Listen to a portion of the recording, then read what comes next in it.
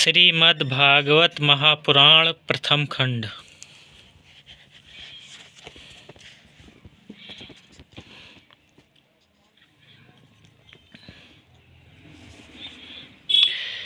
सूत जी कहते हैं, श्री सुखदेव जी इस प्रकार कह ही रहे थे कि उस सभा के बीचों बीच प्रहलाद, बलि, उद्धव और अर्जुन आदि पार्षदों के सहित साक्षात श्रीहरि प्रकट हो गए। तब देवर्षि नारद ने भगवान और उनके भक्तों की यथोचित पूजा की। भगवान को प्रसन्न देखकर देवर्षि ने उन्हें एक विशाल सिंहासन पर बैठा दिया और सब लोग उनके सामने संकीर्तन करने लगे। उस कीर्तन को देखने के लिए श्री पार्वती जी के सहित महादेव जी और ब्रह्मा जी भी आए। कीर्तन आरंभ हुआ। प्रहलाद जी तो चंचल गति फुर्तीले होने के कारण करताल बजाने लगे। उद्धव जी ने झांझें उठा ली। देवर्षि नारद बीड़ा की ध्वनि करने लगे। स्वर विज्ञान गान विद्या में कुशल होने के कारण अर्जुन राग अलापने लगे। इंद्र ने मृदंग बजाना आरंभ किया। सनकादि बीच बीच में जय घोष करने लगे और इन सबके आगे सुखदेव जी तरह तरह की सरस अंग भंगी करके भाव बताने लगे। इन सबके बीच में परम तेजस्वी भक्ति ज्ञान और वैराग्य नटों के समान नाचने लगे। ऐसा अलौकिक कीर्तन देखकर भगवान प्रसन्न हो गए और इस प्रकार कहने लगे, मैं तुम्हारी इस कथा और कीर्तन से बहुत प्रसन्न हूँ।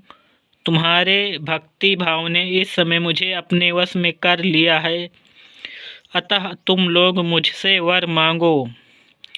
भगवान के ये वचन सुनकर सब लोग बड़े प्रसन्न हुए और प्रेमाद्र चित्त से भगवान से कहने लगे,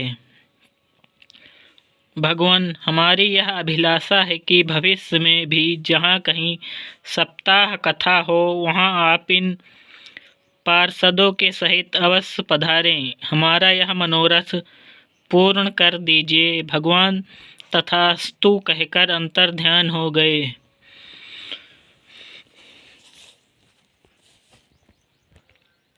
इसके पश्चात नारद जी ने भगवान तथा उनके पार्षदों के चरणों को लक्ष्य करके प्रणाम किया और फिर सुखदेव जी आदि तपस्वियों को भी नमस्कार किया। कथामृत का पान करने से सब लोगों को बड़ा ही आनंद हुआ। उनका सारा मोह नष्ट हो गया। फिर वे सब लोग अपने अपने स्थानों को चले गए। उस समय सुखदेव जी ने भक्ति को उसके पुत्रों सहित अपने शास्त्र में स्थापित कर दिया। इसी से भागवत का सेवन करने से श्री हरि वैष्णव के हृदय में आ विराजते हैं। जो लोग दरिद्रता के दुख ज्वर की ज्वाला से दग्ध हो रहे हैं, जिन्हें माया पिशाची ने रौंद डाला है, तथा जो संसार समुद्र में डूब रहे हैं, उनका कल्याण करने के लिए श्रीमद्भागवत सिंहनाद कर रहा है। शौनक जी ने पूछा, सूत जी, सुखदेव जी ने राजा परीक्षित को, गोकर्ण ने धुंधकारी को और सनकादि ने नारद जी को किस किस समय यह ग्रंथ सुनाया था, मेरा यह संशय दूर कीजिए। सूत जी ने कहा, भगवान श्री कृष्ण के स्वधाम गमन के बाद कलियुग के 30 वर्ष से कुछ अधिक बीत जाने पर भाद्रपद मास की शुक्ला नवमी को सुखदेव जी ने कथा आरंभ की थी।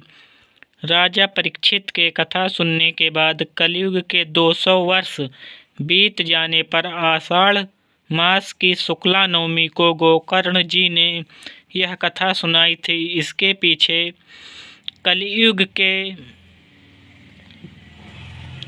30 वर्ष और निकल जाने पर कार्तिक शुक्ला नवमी से सनकादि ने कथा आरंभ की थी। निष्पाप शौनक जी, आपने जो कुछ पूछा था उसका उत्तर मैंने आपको दे दिया। इस कलयुग में भागवत की कथा भवरोग की रामबाण औषध है। संत जन, आप लोग आदर पूर्वक इस कथामृत का पान कीजिए।